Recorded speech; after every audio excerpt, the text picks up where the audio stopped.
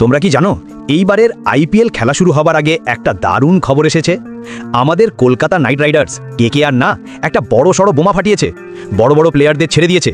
যেমন ধরো ভেঙ্কটেশ আইয়ার আর আমাদের সবার প্রিয় আন্দ্রে রাসেল ছেড়ে তো দিল, কিন্তু কেন? কারণ এবার কেকেআর চায় নতুন আর আরও শক্তিশালী প্লেয়ারদের টিমে নিতে। এদের টার্গেট কারা জানেন? ক্যামেরন গ্রিন, বোলারদের মধ্যে মাথিসা পাথিরানা আর ধামাকা ওপেনার জনি বেয়ারস্টো। এদেরকে কি কেকেআর কিনতে পারবে? এদের কেনার জন্য কেকেআরের কি প্ল্যান আছে? আর সব থেকে বড় প্রশ্ন, কেকেআরের নতুন ক্যাপ্টেন কে হবে?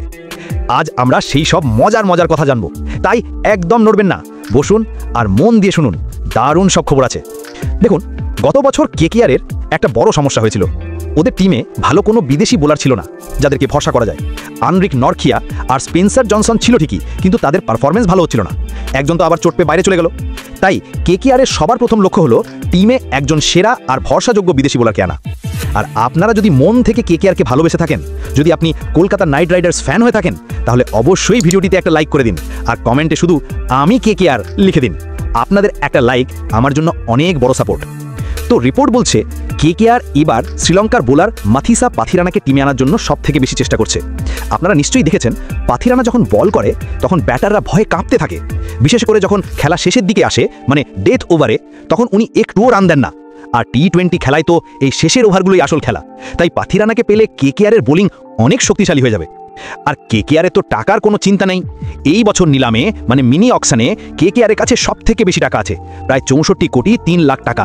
এই এত টাকা নিয়ে ওরা যাকে খুশি তাকে কিনতে পারে। তাই পাথিরানাকে দলে আনা ওদের জন্য খুব সহজ হবে। পাথিরানার পর কেকেআর আরও একজন বিদেশি বোলারকে টার্গেট করছে, তার নাম জ্যাকব ডাফি। কেন জানেন? কারণ কেকেআরের বোলিং কোচ হলেন টিম সাউদি, আর এই জ্যাকব ডাফিও হলেন তার দেশের, মানে নিউজিল্যান্ডের প্লেয়ার। টিম সাউদি চান তার দেশের এই ভালো ফর্মে থাকা বোলারকেও কেকেআরের টিমে আনতে। ডাফির ফর্ম নাকি এখন খুব ভালো চলছে। এই দুজন বিদেশি বোলার যদি টিমে চলে আসেন, তাহলে কেকেআরের বোলিংয়ের সব দুশ্চিন্তা দূর হয়ে যাবে। আর আমাদের দেশি বোলারদের নিয়ে কিন্তু কোনো চিন্তা নেই। হর্ষিত রানা, বৈভব আরোরা আর উমরান মালিকের মতো ভালো ভালো ইন্ডিয়ান বোলার তো টিমে আছেই। তাই বিদেশি বোলারদের সমস্যা মিটলেই কেকেআরের টিম পুরো রেডি। বোলার তো হয়ে গেল, এবার চাই খাতারনাক অলরাউন্ডার। কেকেআর তাদের দুটো সেরা অলরাউন্ডার ভেঙ্কটেশ আইয়ার আর আন্দ্রে রাসেলকে ছেড়ে দিয়েছে, মনে আছে তো?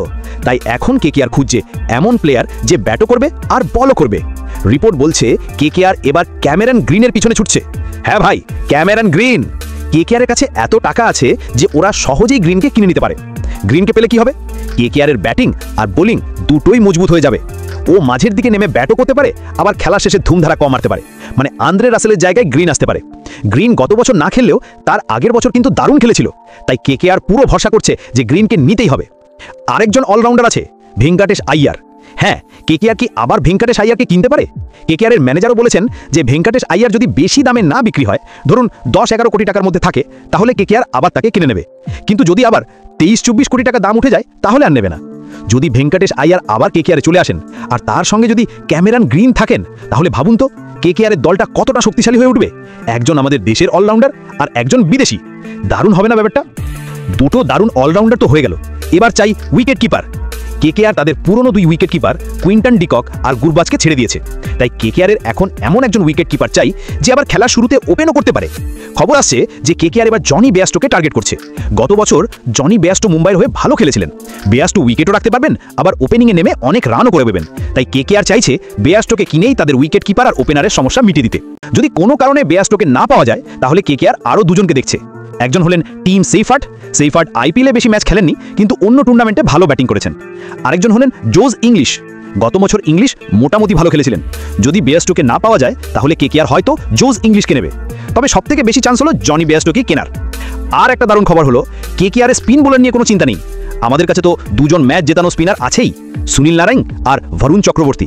তাই কেকেআরের আর কোনো স্পিনার দরকার নেই। তাদের দরকার ছিল শুধু বিদেশি বোলার, উইকেট কিপার আর মাঝের দিকে ব্যাটিং করার লোক। মাঝের দিকের ব্যাটিংয়ের কথা যখন উঠলই, তখন আরেকটা খবর শোনাই। রিপোর্ট বলছে কেকেআর নাকি মাঝের দিকের ব্যাটিং আরও মজবুত করার জন্য মায়াঙ্ক আগারওয়ালকে টিমে নিতে পারে। হ্যাঁ বন্ধু, মায়াঙ্ক আগারওয়াল। গত বছর মাঝের ওভারে কেকেআরের উইকেট খুব তাড়াতাড়ি পড়ে যাচ্ছিল, কিন্তু এবার মায়াঙ্ক আগারওয়াল এলে সেই সমস্যাটা মিটে যেতে পারে। গত বছর মায়াঙ্ক আগারওয়াল ভালো খেলেছিলেন, তাই কেকেআর ম্যানেজমেন্ট চাইছে মায়াঙ্ক আগারওয়ালকে টিমে এনে মাঝের দিকের ব্যাটিংটাও শক্ত করতে। যদি কেকেআর এই সব প্লেয়ারদের কিনে নিতে পারে, তাহলে তাদের দলটা দারুণ মজবুত হয়ে যাবে। আর কেকেআরের কাছে তো টাকার অভাব নেই, 64 কোটি 3 লাখ টাকা।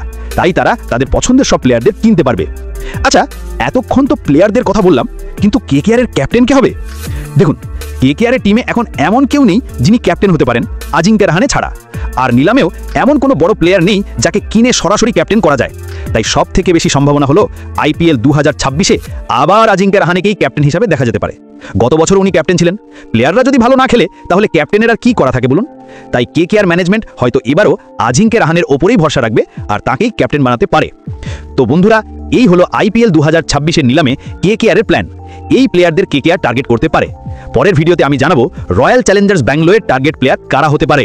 এই সব দারুণ খবর সবার আগে জানার জন্য আমার চ্যানেলটি সাবস্ক্রাইব করুন আর ঘন্টা বাটনটা টিপে দিন। দেখা হবে পরের ভিডিওতে। জয় হিন্দ।